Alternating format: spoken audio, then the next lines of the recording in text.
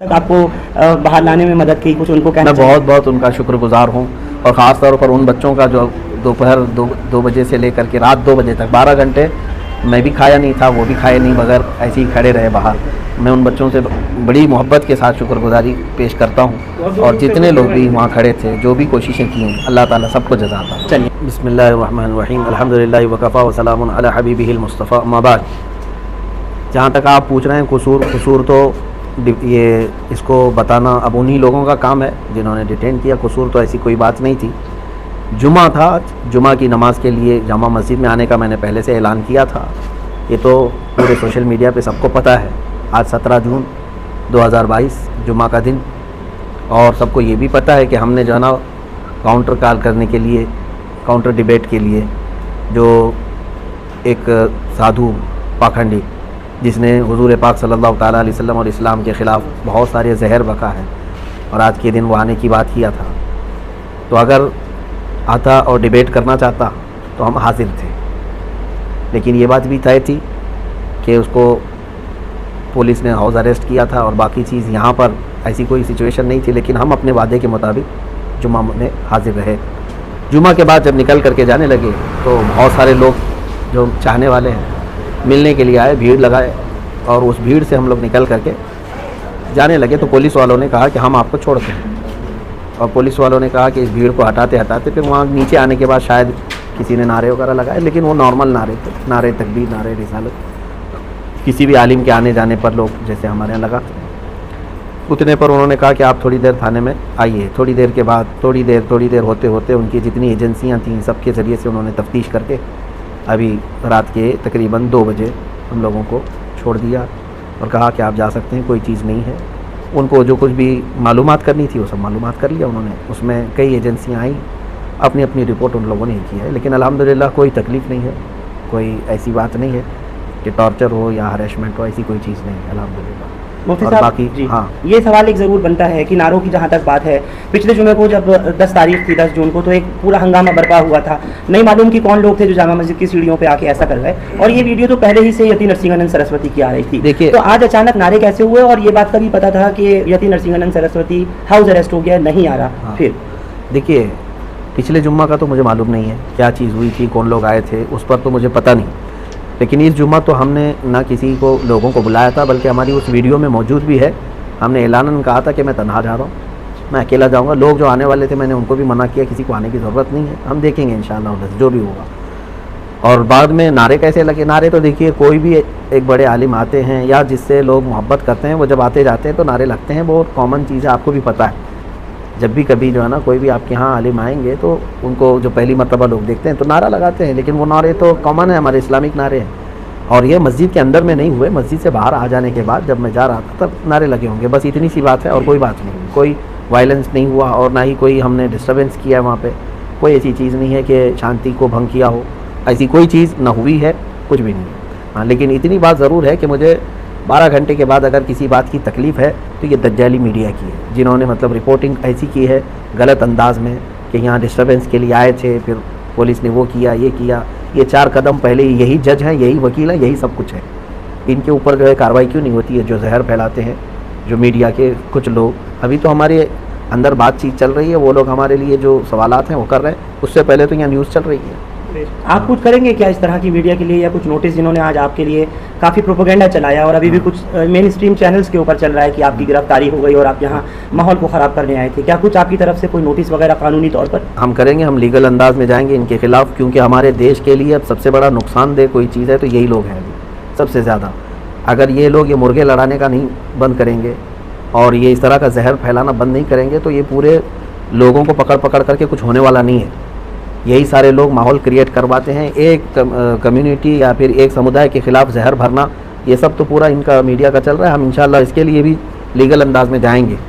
मौलाना, जामा मस्जिद आने से पहले क्या किसी सरकर्दा शख्सियात से कोई बात हुई थी या कोई जिम्मेदारों से बात हुई थी यहाँ, या कुछ एहतजाज को लेकर के? नहीं, हमारा ना ये एहतजाज था, ना प्रोटेस्ट था, ना हमारा वहाँ कुछ बयान होना था। हमको तो वहाँ पर प्रेजेंट रहना था, हम हाजिर हुए जो आपने वादा किया। हाँ बिल्कुल, हम अपने वादे के मुताबिक हाजिर रहे, और बल्कि शाम तक, रात के 2 बजे तक वहीं हाजिर रहे। हाँ, हम तो इस बात में आए थे। बाकी जहाँ तक बात है सरकर्दा शख्सियत सबके इल्म में है, और सारे लोग अल्हम्दुलिल्लाह दुआएं भी दे रहे हैं, सपोर्ट में भी हैं। मौलाना थाने में किस तरह की आपके साथ में कोई किसी तरह की बदसलूकी दिल्ली पुलिस ने, आईबी ने, स्पेशल ब्रांच ने या क्राइम ब्रांच ने, कुछ वो भी बताएं इन 12 घंटों की बात दर्शकों को, क्योंकि लोग आपका बहुत इंतजार कर रहे हैं सुनने और देखने के लिए। नहीं, किसी ने भी नहीं। पुलिस वाले जितनी देर हमारे साथ बैठे रहे खुश अखलाक़ी के साथ ही रहे, कोई भी इस तरह का हरेसमेंट या टॉर्चर वगैरह नहीं किया अल्हम्दुलिल्लाह। वो सीआईडी वाले भी आए और सेल वाले भी और आईबी वाले भी, सब अपने अपने अंदाज़ में वो लोग हमारे साथ अच्छे अंदाज में ही बात किए। किसी ने मतलब गैर अखलाक़ी हरकत। आपकी कोई प्रोफाइल भी खंगा ली गई है, बस आखिरी 1-2 सवाल लूँगा। उन्होंने देखा और शायद ढूंढना चाहा कि आपके पास से कुछ ऐसी चीज़ें मिल जाएं जिससे कुछ इस्टेब्लिश हो सके, तो क्या बताएंगे मुफ्ती साहब ऐसा कुछ? मुझे तो नहीं पता उन्होंने क्या क्या खंगाला है, वो अगर आपको पता है तो आप ही न्यूज़ चलाइए उसको। मेरे सामने तो ऐसा कोई चीज़ खंगाली नहीं है, जो पूछना था उन्होंने सामने पूछा है। खंगालने की जहाँ तक बात है, अगर आपको कहीं से गैब से पता चला है तो आप उनसे ही इंटरव्यू लीजिए कि क्या क्या वीडियोस वगैरह को लेकर के। वीडियोस वगैरह को लेकर के तो खंगालने का क्या, पहले से खंगालते सुना है और देखा है आपका कोई भी बयान ऐसा नहीं होता जिसपे किसी को एतराज़ हो, थोड़ा सा उस पर रोशनी डाल दीजिए। अल्हम्दुलिल्लाह हम इसी पर चलेंगे भी और इसी पर रहेंगे भी। हमारा यही तरीका है कि हम अपने दीन पर कामिल तरीके से रहेंगे और हम अपना दीन ज़बरदस्ती किसी के ऊपर थोपने नहीं जा रहे हैं कि जिससे हम मोहब्बत करते हैं हुजूर पाक सल्लल्लाहु अलैहि वसल्लम से। हम ये उनको नहीं कहने जा रहे कि मेरा महबूब जो है ना उसको तुम ये करो, लेकिन इतनी बात हम ज़रूर कहते हैं कि हमारे नबी की शान में या मेरे फेथ को तुम ठेस मत पहुँचाओ। तुम अपने में खुश रहो ना, जिस भी तुम्हारे समुदाय से ताल्लुक़ है आप अपने अपने इसमें खुश रहो। हिंदू है तो हिंदू में रहे, क्रिश्चियन है तो क्रिश्चियन रहे, सिख है तो सिख रहे, लेकिन हमारा ये नहीं है कि किसी और धर्म से ताल्लुक़ नहीं रखना चाहिए, जिसको जो है आज़ाद है। लेकिन हमारा ये है कि हमारे धर्म के मुतालिक या मेरे दीन के मुतालिक या नबी के मुतालिक छेड़छाड़ मत करो। तो नरसिंहानंद को क्या सबक सिखाना था मौलाना? जिस अंदाज में वो चीज़ें बता रहा है, एक तो पहली बात वो जाहिल है, जट है और नहायत ही कमीना और नहायत ही रजील आदमी है।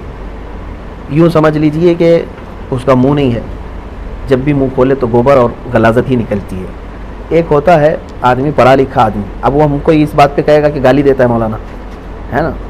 अब उनको अपने बारे में गाली पसंद नहीं है, करोड़ों मुसलमानों के नबी के बारे में जब वो भोंकता है तब कैसा लगेगा सबको, ये भी तो सोचना चाहिए। तुम यहाँ गुफे में बैठ करके बलात्कारी कह देते हो, दलाल कह देते हो, और फिर जो है ना उस पर जाहिल आदमी वो कहता है कि तुम्हारी किताबों में लिखा हुआ है। इस जाहिल से मैं कहता हूँ एक लाइन अरबी की वो पढ़ कर के दिखा दे तो मैं समझ जाऊँगा, क्योंकि मेरा दीन पूरा अरबी में है। इसको कहाँ से अरबी समझ में आई जो मेरे दीन की किताबें पढ़ रहा है? सारा गूगल से लिया होगा और सारी जो किताबें बाहर से आई हैं उसको पढ़ पढ़ करके क्या ऐसे ही दीन सीखा जाएगा?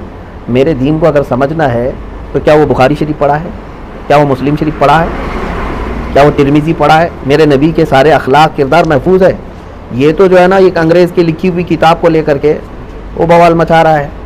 अरे कहीं किसी और के घर का मसला लेकर के तुम अगर मेरे नबी के बारे में ये सोचने बैठ जाओ तो इससे बड़ा जाहिल कौन है? हम तो यही बताना चाहते हैं। इसके पीछे कोई प्रोपेगेंडा या कुछ बिल्कुल प्रोपेगेंडा साजिश लग रही है सरकारों की, चाहे वो यूपी सरकार हो या फिर केंद्र सरकार हो, मोदी योगी? अब ये सारी चीज़ें देखो, खामोश रहना और इन तमाम मामलात पे चुप्पी साधे रहना, ये भी तो एक मसला है ना कि इन तमाम चीज़ों पर हम तो बार बार यही कहते हैं कि जहाँ से गलाजत निकल रही है उसको रोक दो तो बाकी सब शांति। न किसी को प्रोटेस्ट करने की ज़रूरत है, न किसी को डिबेट करने की ज़रूरत है। क्यों भाई, इतने सालों से क्या हम रोज़ डिबेट करने के लिए निकल रहे हैं क्या? कहीं हम रोज़ चैलेंज करने जा रहे हैं या चैलेंज एक्सेप्ट करने जा रहे हैं? जब इधर से कोई चीज़ आती है तो फिर काउंटर या जवाब देने की किसी की तो जिम्मेदारी है। अब ये लोग कहते हैं जैसे पुलिस वाले हों या जिम्मेदार लोग, कहते मौलाना वो पागल है, वो मूर्ख है, बेवकूफ़ है, उसको छोड़ दो। आपने कहा पुलिस ने? नहीं, जो लोग कहते हैं जिम्मेदार लोग, हाँ, इस तरह की बातें जो कहते हैं, जो बहुत सारे लोग कहते हैं, पागल अगर है तो पागल खाने में रहना चाहिए। कुत्ता अगर पागल हो जाए तो उसको आवारा नहीं छोड़ते, काटेगा दूसरों। तो ये बात तो नहीं है ना कि पागल है तो हर चीज़ करने लग जाएगा। आप फिर पागल खाने में बिठाओ ना उसको। ठीक है, आपने अग्निपथ का भी देखा, जिस तरीके से एक भी गोली चलाई नहीं गई, एक भी लाठी चलाई नहीं गई, ट्रेनें जला दी, पटरियां उखाड़ दी और सब कुछ कर दिया मौलाना। तो क्या इसको हम दो तरफा बात कहें? नहीं, ये पुलिस वालों से ही पूछना चाहिए आपको एक सेकंड कि जहाँ जहाँ उनके इंतजाम जिस तरह से हैं। एक मिनट मौलाना, ये आज तो बहुत बुरा इन्होंने हाल किया है, लेकिन एक कहीं भी गोली की खबर नहीं है। और ये तो मसला चल ही रहा है पूरे ऑल ओवर इंडिया। देखिए हम इसको महसूस कर रहे हैं कि किसान आंदोलन कर सकता है, वो प्रोटेस्टर है। गुज्जर बरादरी अपने आरक्षण के लिए आए, वो प्रोटेस्टर हैं।